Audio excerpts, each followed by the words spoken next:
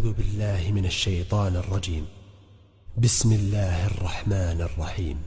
الحمد لله الذي أنزل على عبده الكتاب ولم يجعل له عوجا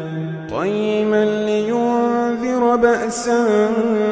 شديدا من لدنه ويبشر المؤمنين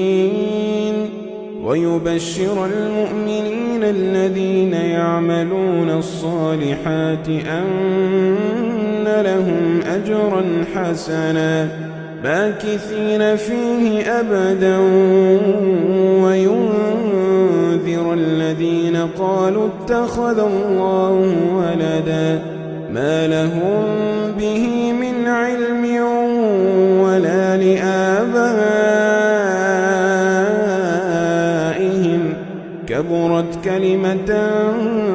تخرج من أفواههم إن يقولون إلا كذبا فلعلك باخع نفسك على آثارهم إن لم يؤمنوا بهذا الحديث أسفا إنا جعلنا ما على الأرض زينة لها لنبلوهم أيهم أحسن عملا